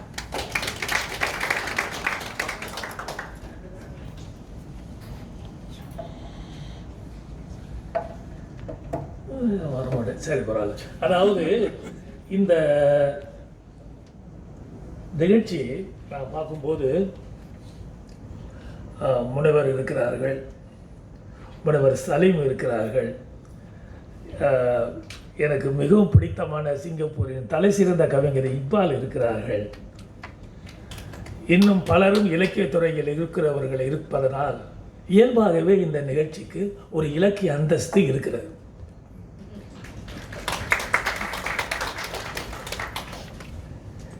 அதாவது மனிதர்கள் வாழும்போது அவர்களுடைய ஆசைகள் தான் அவர்களை நகர்த்தி செல்கின்றன. எல்லா மனிதர்களுக்கும் அவர்கள் உயர்ந்த நிலைக்கு அடைந்த பிறகு ஓய்வான நிலையில் இருக்கும்போது நினைவுகள் தான் அவர்களை மகிழ்ச்சிப்படுத்துகிறது, நினைவுகள் தான் அவர்களுக்கு புத்துயிர் ஊட்டுகிறது. அந்த மாதிரியான நினைவுகளில் மறுபடியும் மூழ்கி நான் மகிழ்ந்து அவற்றை வெளிப்படுத்த முயற்சித்தது தான் இந்த ஒளி என்ற நாவல். இந்த நாவலுக்கு பல சிறப்புகள் உண்டு. நான் எழுதியதால் அல்ல, தமிழ் மொழி கற்றல் வளர்ச்சி குழுவின் நிதியையும் நமது எல்லாருடைய மதிப்புக்கும் உரிய லீ குவான் யூ அவர்களுடைய இருமொழி பிரிவு நிதியையும் பெற்ற ஒரு நூல் இது என்ற வகையில் எனக்கு பெருமை அதிகம் இந்த நூலை பற்றியே உண்டு. இரண்டாவது, ஆசிரியர்கள் சமுதாயத்தை நிர்மாணிக்கும் சிற்பிகள். ஆசிரியர்கள் இல்லை என்று சொன்னால் யாருமே இல்லை. மருத்துவர் இல்லை, வழக்கறிஞர் இல்லை, சமூகவியலாளர் இல்லை, இப்படி எல்லாருக்குமே அடிப்படையாக அமையக்கூடிய இந்த ஆசிரியர்களை பற்றி எப்போதுமே பேசுவதும் எழுதுவதும் எனக்கு பிடிக்கும். எனது அன்புக்குரிய நண்பர் சண்முகம் ஒரு நாள் கேட்டார், ஏன்னா நீங்கள் எழுதுகிற நாவல்லாம் கதைகள்லாம் எப்படியாவது ஆசிரியர்களை கொண்டு வந்துடுறீங்களே அப்படின்னு. அப்போ நான் சொன்னேன், எனக்கு ஆசிரியர்களை பற்றி தான் தெரியும், அவர்களை பற்றி தான் நிறைய தெரியும், நான் தெரிந்ததை எழுதுகிறேன் என்று சொன்னேன். அதனால் நான் நீண்ட காலமாக இந்த எழுத்துத்துறையில் இருந்தாலும் ஆசிரியரை முன்னிறுத்தி ஒரு புதினம் எழுதாமல் இருந்திருக்கிறோமே என்று ஒரு எண்ணம் ஏற்பட்ட பிறகுதான் இந்த ஒளி நாவலை நான் எழுதினேன். இது காணிக்கை ஆசிரியர்களுக்கு என்று போட்டிருக்கிறேன். அந்த காலத்தில் கற்பித்த ஆசிரியர்களுக்கும் இந்த காலத்தில் கற்பிக்கின்ற ஆசிரியர்களுக்கும் இந்நூல் காணிக்கை என்று போட்டிருக்கின்றேன். இந்த நூல் உருவாவதற்கு பெரிய அளவில் எனக்கு பொருள் உதவி எனக்கு கிடைத்தாலும் உற்சாகப்பூட்டக்கூடிய உதவியை நல்கியவர் சிங்கப்பூர் தமிழரசு சங்கத்தின் தலைவர் திரு தனபால் அவர்கள். இந்த எல்கேஒய் ஃபண்டுக்கு என்று சொல்லக்கூடிய இருமொழி பிரிவு நிதிக்கு விண்ணப்பம் செய்வதில் எனக்கு பல சிக்கல்கள் இருந்தபோது அதை மிக எளிதாக எனக்கு தவிர்த்து அந்த விண்ணப்ப படிவத்தை உருவாக்கி கொடுத்து, நீங்கள் போடுங்க சார், உங்களுக்கு நிச்சயமாக கிடைக்கும் என்று என்னை உற்சாகமூட்டியவர் திரு தனபால் அவர்கள். அவருக்கு இந்த நேரத்தில் நன்றி சொல்ல விரும்புகிறேன்.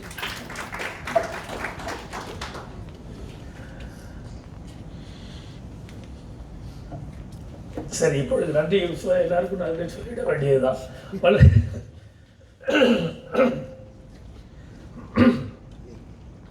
வளர் தமிழ் இயக்கத்தின் தலைமை பொறுப்புக்கு வந்திருக்கக்கூடிய அன்புள்ளம் கொண்ட நசீர்கனி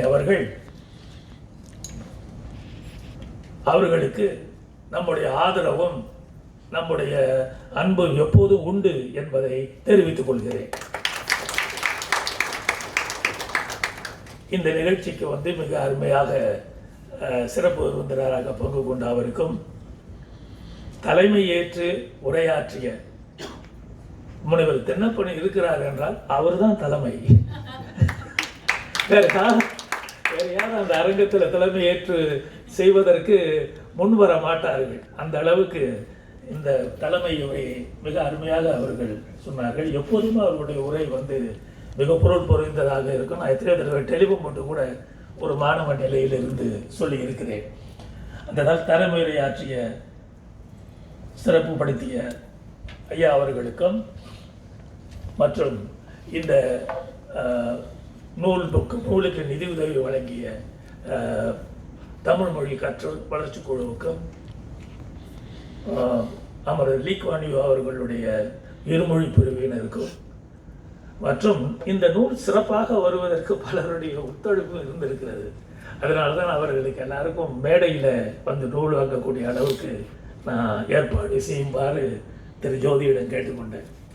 முருகேஸ்வரி இருக்கிறீங்களாம்மா, அவருக்கும் தேவகி அப்புறம் மற்ற கல்வி அமைச்சர் உள்ள அறிஞர்கள் அத்தனை பேருக்கும் நான் நன்றி சொல்ல விரும்புகிறேன். இதில் ஒரு பெரிய பெருமை எனக்கு இந்த நிகழ்ச்சியில், இதுவரை இந்த அளவுக்கு கல்வி அமைச்சில் இருந்து ஒரு நிகழ்ச்சிக்கு இந்த அளவுக்கு வந்தது யாருமே இல்லை, கிடையவே கிடையாது. மிஞ்சி மிஞ்சி போனால் வேணுகோபால் வருவார்கள். ஆகவே அத்தனை கல்வி அமைச்சர் அதிகாரிகளும் வந்திருப்பது எனக்கு பெருமை அல்ல, தமிழுக்கு பெருமை. தமிழுக்கு அவர்கள் காட்டக்கூடிய பெருமை, தமிழுக்கு அவர்கள் காட்டக்கூடிய நன்றி. நான் தமிழாசிரியராக இருக்கும்போது எல்லாருக்கிட்டையும் அதை தான் சொல்லுவேன். தமிழால் நாம் இவ்வளவு சம்பளம் வாங்குகிறோம், இவ்வளவு உயர்ந்திருக்கிறோம், அது தமிழுக்கு ஏதாவது செய்ய வேண்டியது மிக முக்கியம் என்று. இதில் மசூதி என்னோட மிக அருமையான நண்பர். அவர் சொல்லுவார் செஞ்சாருன்னு இருக்கு. அதனால தான் அவர் சமூக தொண்டராக இன்னைக்கு மதிக்கப்படுறார். அவர் சொல்லுவார், நம்ம எவ்வளவு காரியங்கள் செய்தாலும் எவ்வளவு பணத்தை சம்பாதிச்சாலும் சமூகத்துக்கு நம்மால் என்ன பங்களிக்க முடியும்னு யோசிக்கணும், செய்யணும்னு சொல்லுவார். அது செய்ததுனால தான் நம்ம உயர்ந்த நிலையில் அவர் இருக்கிறாரு. அதே மாதிரி தமிழாசிரியர்கிட்ட சொல்லுவேன்.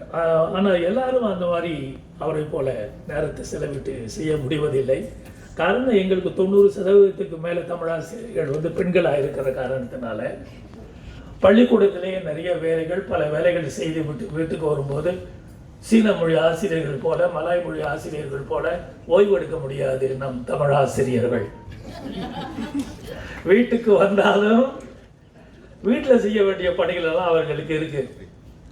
ஆகவே அவர்கள் வந்து பெரிய அளவில் நாங்கள் வர முடியல சார்னு சொல்லுவாங்க. இருந்தாலும் அவர்களுடைய ஆதரவு நமக்கு எப்போதும் இருக்கிறது என்பதை நாம் வந்து ஏற்றுக்கொள்வோம், நம்புவோம். நிச்சயமாக தமிழுக்கு நிகழ்ச்சிக்கு வராவிட்டாலும் இது தொடர்பான மற்ற உதவிகளை அவர்கள் செய்கிறார்கள்.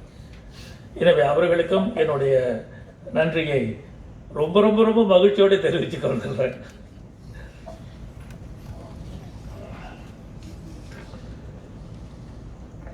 இந்த வெளியீட்டு விழாவை வந்து நான் உள்ளபடியே மற்ற அமைப்புகளோடு ஏதாவது ஒன்றை சேர்ந்து அணுகி செய்ய சொல்லலாம் என்று பார்த்தா, ஒவ்வொரு அமைப்பும் இந்த மாதத்தில் ஏகப்பட்ட நிகழ்ச்சியில் நடத்துவதற்குள்ள பின்னி பிணைந்து இருந்தார்கள். இதை என்னடா செய்வது இந்த நடத்தினோம்னு சொல்லும்போது உடனே அந்த ஜீவஜோதி பதிப்பு அச்சகத்தின் பொறுப்பாளர் ஜோதிநாதன், நான் நடத்துகிறேன் சார், நீங்கள் கவலைப்படாதீங்க அப்படின்னாரு. அதே போல் அந்த பொறுப்பை ஏற்று மிக சிறப்பாக இந்த நிகழ்ச்சி நடத்தி கொடுத்து ஜீவஜோதி அச்சகத்தாருக்கு நம்மளுடைய நன்றியையும் பாராட்டும் தெரிவித்துக் கொள்கிறேன். இந்த நூல் வந்து நான் வந்து உண்மையிலேயே இந்த நூலை வெளியிடும் போது இது தமிழ் ஆசிரியர்களிடம் போய் சேர வேண்டும் என்ற நோக்கத்தில் தான் நான் எழுதினேன். நான் எப்போதும் சொல்லுவேன், எனக்கு என்னால் முடிந்தது 2 தான். ஒன்று நல்லா பேச முடியும், இன்னொன்று நல்லா எழுத முடியும். இந்த 2க்கும் ஏற்ற தொழில் ஆசிரியர் தொழில். ஆகவே நான் ஆசிரியர் தொழிலில் மிக மிக ஈடுபாட்டோடும் இன்பத்தோடும் தான் நான் இருந்து கொண்டு வந்தேன், நான் பதவி ஓய்வு பெறுகிற வரை. அது இந்த ஆசிரியர்கள்லாம் இந்த அளவுக்கு எப்படியாவது இந்த நூல்கள் போய் சேர வேண்டும் அப்படிங்கிற நோக்கத்தில் நான் இருந்தேன். இவ்வளவு பேர் ஆசிரியர்கள் நிறைய பேர் இங்கே இருக்கிறீங்க. அவங்க டாக்டர் திட்டப்பனார் அவர்களோடு, அவரும் ஆசிரியர் தான், எல்லாருக்குமே ஆசிரியர். அப்புறம் மற்றபடி நாங்கள் மாணவர்களாக இருக்கக்கூடிய மற்ற ஆசிரியர்கள், சித்ரா சங்கரன் அவர்கள் எல்லாருமே ஒரு வகையில் எதிர்பாராத விதமாக ஆசிரியர்களாக அமைந்து விட்டார்கள் இந்த கூட்டத்தில். ஆகவே இந்த நூல் வெளியில் வந்து பெரும்பாலும் அதிகமாக கிடைக்க வாய்ப்பு இருக்காது. ஏன்னா இந்த நூல் ஏற்பாட்டின்படி 1000 நூல்கள் அச்சடிக்குமாறு நாங்கள் கேட்டிருந்தோம். அதற்கு உரிய நிதி உதவி கிடைத்தது. இந்த 1000 நூல்களும் சிங்கப்பூரில் உள்ள உயர்நிலை பள்ளிகளுக்கும் தொடக்க கல்லூரிகளுக்கும் உயர்கல்வி நிலையங்களுக்கும் அனுப்பிவிட்டோம். மீதி இருக்கிறது ஆத்தர் என்ற முறையில் எனக்கு கொடுத்த 200 பிரதிகள் தான், அவ்வளோதான் இருக்குது. அதே போல் இதுக்கு முன்னால் சாம்சங் என்ற ஒரு நூலும் 2000 பிரதிகளில் அடித்து இந்த மாதிரி தான் பள்ளிக்கூடங்களுக்கு போய்விட்டு அதில் எனக்கு ரொம்ப மகிழ்ச்சி. இன்றைக்கு நான் மிக மிக விரும்பும் என்னுடைய தமிழ் மாணவர்களுக்கு மத்தியிலும் தமிழ் ஆசிரியர்களுக்கு மத்தியிலும் அந்த நூல்கள் இடம்பெற்றிருக்கின்றன என்று கூறி, நான் எப்போதுமே இந்த தமிழ் சமூகத்துக்கு ரொம்ப ரொம்ப கடமைப்பட்டவன். என்னுடைய எல்லா நிகழ்ச்சிகளுக்கும் திரளாக தேடி வந்து எனக்கு ஆதரவு கொடுத்து கொண்டிருக்கிறீர்கள். நான் the master teacher my life and times ஆங்கில நூலாக இருந்தாலும் சரி, சுண்ணாம்பு அரிசியாக இருந்தாலும் சரி, சாம்சங்காக இருந்தாலும் சரி, இப்போது ஒளியாக இருந்தாலும் சரி, இந்த எல்லா வெளியீட்டுக்கும் நீங்கள் கொடுக்கின்ற ஆதரவு என்னை மேலும் மேலும் எழுத உற்சாகப்படுத்துகிறது. நான் ஒரு பெரிய முயற்சியில் அடுத்தது எங்கே இருக்கிறேன். அது வந்து ஒரு பெரிய விரிவான அளவிலான ஒரு முயற்சி. ஆனால் அதுக்கு இடையில் ஒரு 2 வருஷத்துக்கு இடையில் அந்த வேலை தான் நடந்து கொண்டு இருக்கும் என்று கூறி, மீண்டும் ஒரு நல்ல நூலோடு உங்களை வந்து சந்திப்பேன் என்று கூறி, எல்லோருக்கும் என்னுடைய நன்றியையும் மனப்பூர்வமான நன்றியை தெரிவித்துக் கொள்கிறேன். நன்றி, நன்றி, வணக்கம்.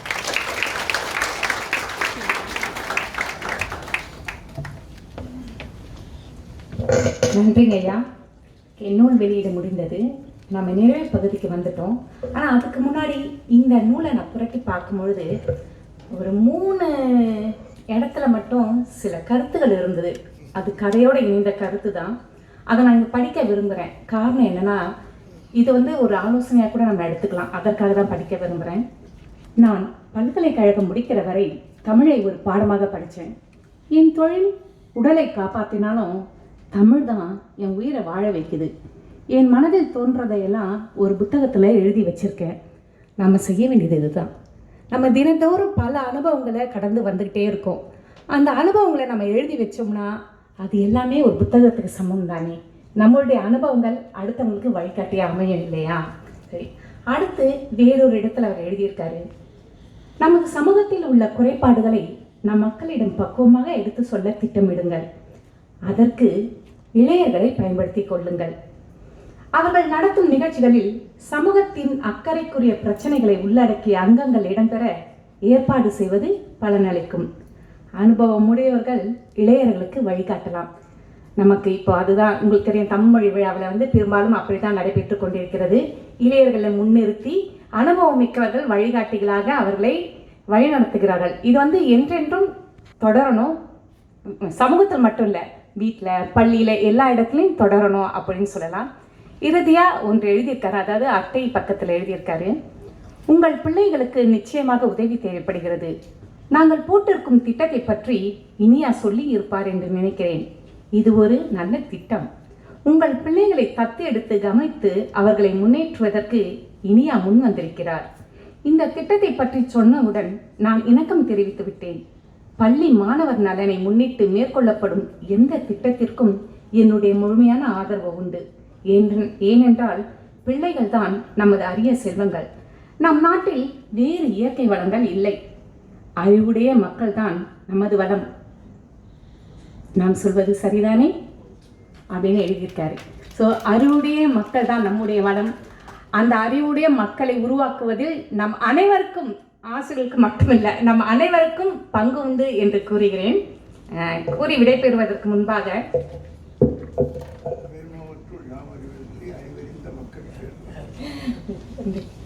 உள்ளத்தில் உண்மை ஒளி உண்டாயின் வாக்கினிலே ஒளி உண்டாகும் என்ற பாரதி வரிகளுக்கு ஏற்ப உள்ளத்திலே ஒளியேற்றி வாழ்வினில் உண்மையோடு இருப்போம்.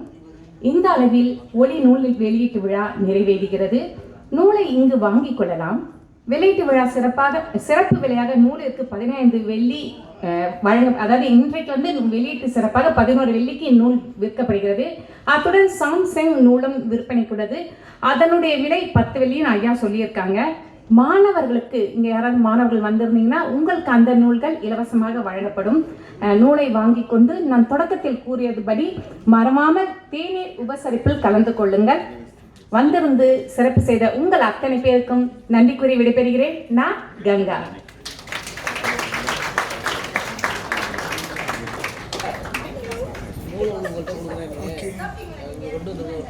ஓகே,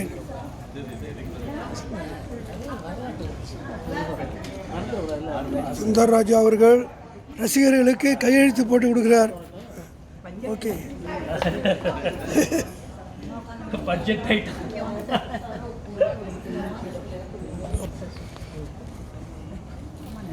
ஓகே, தலைவர் நீங்கள் எடுங்க. இப்போ ஓகே, நான் வீடியோ எடுக்கிறேன். ஓகே,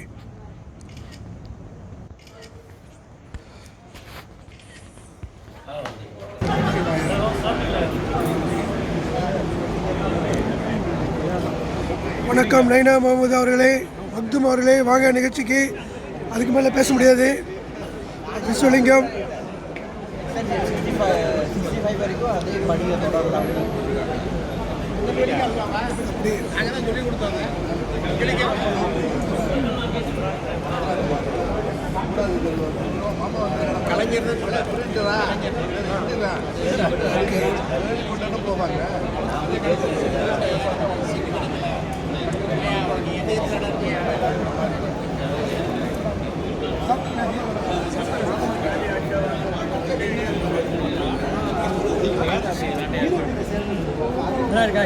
இவர்தான் விஜயராஜன் அவர்கள், பிரபல உணவு தயாரிப்பாளர், விநியோகஸ்தர், டிஸ்ட்ரிபியூட்டர்ஸ். ரொம்ப நாளாக எனக்கு அந்த மீனிங் டிஸ்ட்ரிபியூட்டர் வந்து விநியோகஸ்தர். அண்ணே வணக்கம். என்ன சார் மீசை எடுத்துட்டீங்க? அதே அடையாளம் தெரில.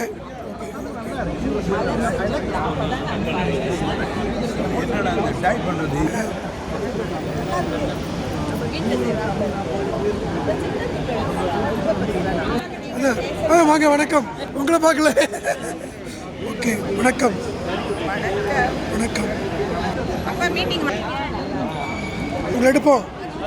முக்கியமான ஆளு தலைவர். ஓகே பாரு. Okay ready 1 2 okay.